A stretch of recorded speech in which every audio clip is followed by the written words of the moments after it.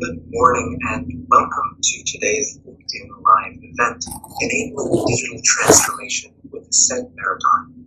Since we launched GSM at the end of March, there's been a tremendous amount of acceptance in the marketplace, and it's been covered extensively by the Maritime press.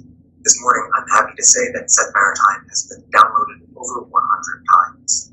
Here today to answer some questions with me is David Levy, the CMO of Orbit MI, and someone who's been involved with SET Maritime from the very beginning. So, without further ado, David, could you tell us a little bit about GSM? Sure thing, and good morning to everyone who has decided to join us early in at least the eastern part of the United States, a little bit later in Europe and other places. I'm happy to explain a little bit more about GetSet Maritime, but before I did, I wanted to tell a story that happened last week that kind of exemplifies the need for GetSet Maritime. I attended a webinar last week around voyage efficiency for CII compliance. Now, with the January 2023 coming up, with regulations being negotiated in the next couple of weeks regarding things such as CII ratings, carbon taxes, offsets, carbon credits, the need to understand data and the need to use software could not be more important at this point in time. And during this webinar, there were several software executives who sell to the maritime industry who were speaking about their products. And one gentleman, who was an executive for a software company, was describing his frustration in selling software to maritime. And he was frustrated in the fact that the maritime industry was very slow to adopt software. And I'm paraphrasing here, but he essentially said that the reason that maritime is not adopting software is because they're a bunch of dinosaurs. Now, I don't know about you, Ellis, or people who are watching, no one likes to be called a dinosaur. And I think that's part of the reason why we need something like GetSet Maritime. Look, shipping is a traditional industry. It's been around a really long time, and it's going to continue to be around a really long time. And the people in the industry have the depth of experience that is required to take the industry towards where it needs to go in terms of decarbonization, improved safety, and things of that nature. Software, in and of itself, does nothing. Okay? Software does nothing. Software needs people to actually help it drive value and drive results. So what I would say to that gentleman or to anyone, if you're in a software company and you're selling to maritime and you think you're in a meeting and you feel as though you're frustrated and that you want to call the people in the meeting dinosaurs, well, I'd say that you're either in the wrong meeting or you haven't done a really good job of explaining what your software does. And that's what GetSet Maritime is about, is to try to help educate this traditional industry to help us all make progress moving forward as far as taking shipping to the place where it needs to be, which is to be more collaborative, more data-driven, and to help it understand how to buy software and how to understand software. So that's what GetSet Maritime is all about. Awesome. So could you maybe tell me a little bit about how GetSet Maritime works? Sure. The best way to tell a story like that is to show it. So I'm going to share my screen. And I'm going to go to the GetSet Maritime landing page here. And a number of places on the screen, you'll see a button that says Download Toolkit. So you download the toolkit. And the toolkit in this case is a software evaluation toolkit, which is where we get the set in GetSet Maritime. I'm going to open the toolkit. Let me actually have to do a little bit of I'll stop sharing that and I'll share my toolkit now. So this is the GetSet Maritime toolkit, so Set Maritime. And it is a spreadsheet, and everyone in Maritime in business is familiar with a spreadsheet. There are a number of tabs on the bottom. There's a couple of instructional tabs at the beginning, and then you'll see along the bottom there are different categories of different types of either lines of inquiry or business functions or functionality that you'll see. And the idea behind Get Set Maritime, which is explained in these directions, is to assign a score in each of these tabs, 1 through 4, 1 being low, 4 being high. And then as you complete the spreadsheet, you will see a visualization. This is kind of a completed visualization, which represents 3 different companies, 3 different colors in a radar or a spider chart. And very easily you can see how companies rank against each other through your software purchase process. At any moment in time, you'll see on any of these screens, there's a blue button which basically says if you have any questions, click and we'll send you an email. So the first tab basically has the directions, and there's a setup tab, then you assign scores, then you save it and you share it.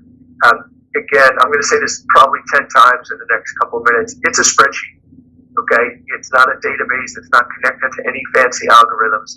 It's a database that has taken questions that we have received and our supporters have received in the process of requests for information, RFPs, requests for proposals, and questions that clients have been asking them. And we've organized them into basically a series of checklists that will allow you to evaluate any software product or set of products moving forward. So the scoring and customizing here explains to you how you can change things in the document, which I'll explain to you in a little bit. And the scoring methodology, as I mentioned, is 1 through 4. Okay. Now, the first thing you do is you set up this spreadsheet. So what you do on this setup tab will change all of the subsequent tabs. So let's say you're searching for a voyage management system, and there's 4 different companies. So you click here and you select 4, and immediately you will get another tab here, another line here. And so let's just say it's BMS 1, BMS 2, BMS, it's hard to spell BMS sometimes, then BMS 3, BMS 4. Okay, so now I've got my 4 companies that I'm going to evaluate. And as you see moving forward at the top, each of these tabs has now includes all of those companies. Okay, so that's the first thing. You set up the number of companies. And as you may have seen, you can go up to 6. Okay. Then on each of the tabs, there are criteria. I'll open this up, make this a little bit bigger so you can see some of the questions. And these are some of the questions that we believe need to be answered, and some of our supporters also believe they need to be answered. So questions about the company. Does the company's team have experience in maritime? Is it building a business for the long term? Does the company have a case study? And so you can look at each of these companies and assign scores to them, right? If you click anything outside of 1 through 4, you're going to get an error message. So it got some safeguards in there, right? And then if we just wanted to continue to build something like this out, you can just do this as quickly as possible. I'll just show you what happens there. 1, 2, 3, whoops, yeah, whoops. Retry. Okay, 1, 2, 3, 1, 2, 3, 2, 3, 3, and let's say this company's got all 4s, right? And as you propagate this across, what happens is on the last tab, you'll see the totals, and you'll see that the spider chart will start to build. And as you complete each of these different tabs around reports, using extendability, service and customer support, post-voyage, etc., the spider chart will complete itself. And in the end, it'll look something like this with different colors depending on how many companies that you've chosen.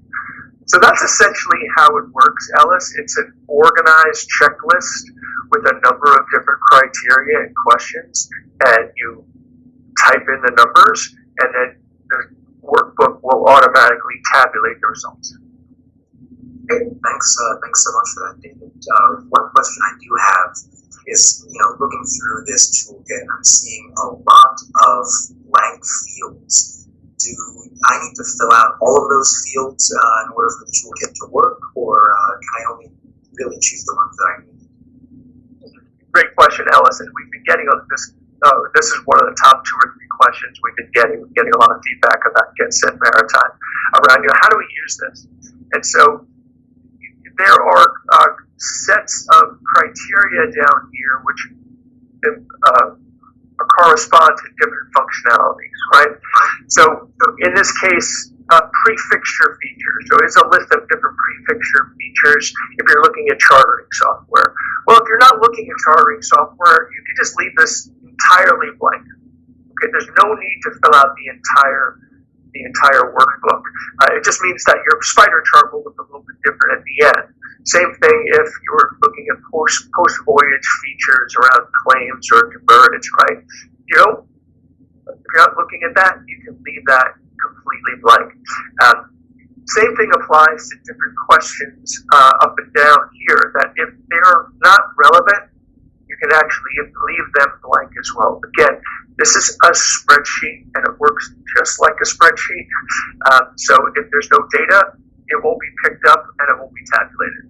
So it's very, very flexible, and it's meant to not be very rigid, right? It's meant to be very useful. Now, speaking of flexibility, actually, what if there's a question that I have that isn't necessarily directly in the toolkit? Is there a way that I can add that or create custom criteria?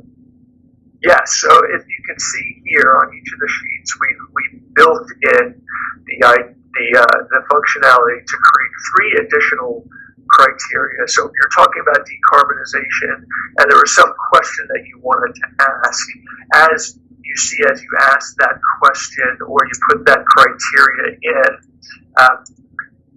the additional scoring boxes will appear. And so we limited that to 3 because sometimes having too much choice is actually a little bit stressful. So we added the ability on each of these tabs to add 3 additional questions. If you see at the bottom here, Ellis, there's a lock, okay, which means the spreadsheet is locked. But the secret here for everyone is that you can unlock the spreadsheet, and if you wanted to add more questions, if you wanted to delete questions, if you wanted to change the way the questions were written, you can do that as well. We're just putting this out as kind of a version 1.1 to make it really easy for people to start this process. But if you wanted to add new tabs, if you wanted to add new worksheets, if you wanted to add new questions, feel free to use it in any way that fits the way that your organization works. So speaking kind of about customization and filling this out, is this supposed to be filled out by one single person in a company, or can this be completed by some kind of collaborative team? A really good question, Ellis. And that's another one of the kind of the top 2 or 3 questions we get. The answer is it's always not a satisfying answer, but it's the actual answer. Is it depends. Some organizations, when they're pursuing this kind of purchase, may have a whole procurement process, right? That's essentially what this is, right? It's kind of a procurement process. But there might be a team of people who are assigned different aspects of this. Some person's going to look at the decarbonization aspects of a particular software some person's going to look at the post-voyage features, which could correspond to different departments. So the chartering department will fill out one aspect of the toolkit, and then the operations team will fill out another aspect of it. You just save it, attach it in an email, send it to your colleagues, have them fill it out, and then over the course of time, you can have the entire thing filled out. Or there could be one person who's the quarterback, so to speak, who is gathering all that information. So it's flexible in the sense that it not only allows you to change the tool, but it allows you to adopt it to your particular way of working in your organization. So talking about kind of going back to some of the more popular questions that people have been asking, what are some of the big questions that people have about GSM? Well, GSM is it's new, so we launched in March 28th. So one of the first questions that we've been getting, which has been great, is how can I be involved? And since we launched, we've added, I think, 5 or 6 or 7 new supporters, and you'll see their logos on the website on a monthly basis. We will change the website. We're also going to do some social media to announce their joining. So that's been great. So there's been a lot of great questions on how I can get involved. The other question is around what's next. So this is great. This is a toolkit, but what if I don't see a particular subject that I would like to have covered?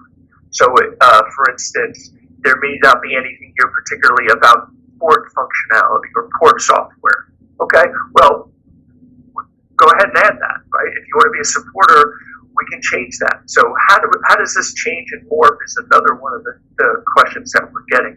And so this is version 1.0 of this toolkit, and we want to continue to make this expand or add additional toolkits. So that's another question that we would get is what else is GetSet Maritime going to do?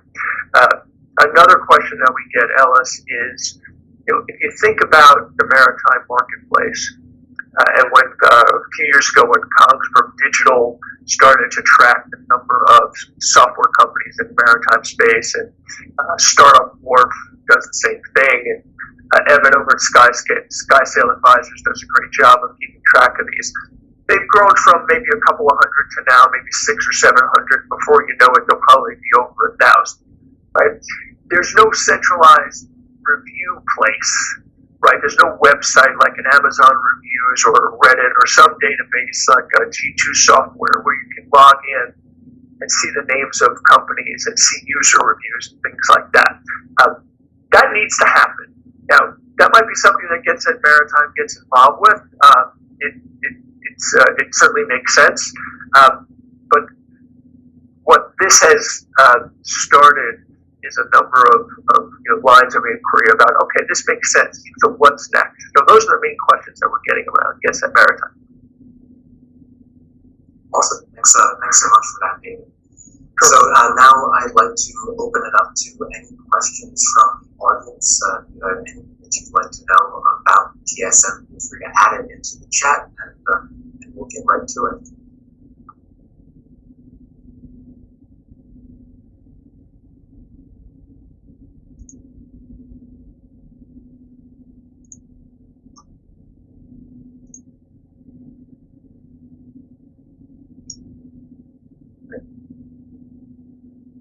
Well, there was one, Ellis, that it wasn't sent in the chat. It was sent to me directly. Thank you for sent that. Was about the actual scoring methodology. Questions about why is it 4 versus 5, and how does it work? And one of the questions that this brings up is there is some initial I'd say caution around GetSet Maritime that somehow this was really just like an algorithm that was designed to deliver the result that anyone who is a supporter of GetSet Maritime comes out on top, right? And somehow this was all stacking the deck against the towards the people who are involved, and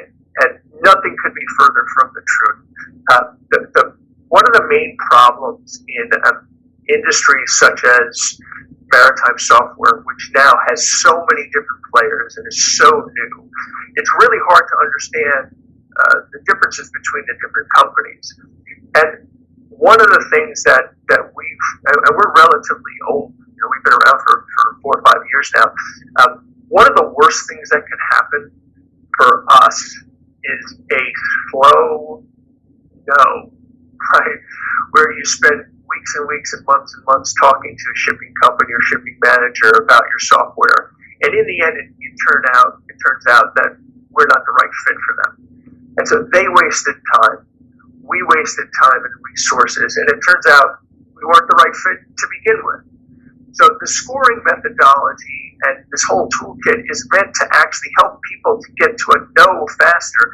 In fact, if people using this toolkit were to rule some of our own supporters out before they even picked up the phone, that's actually a good thing.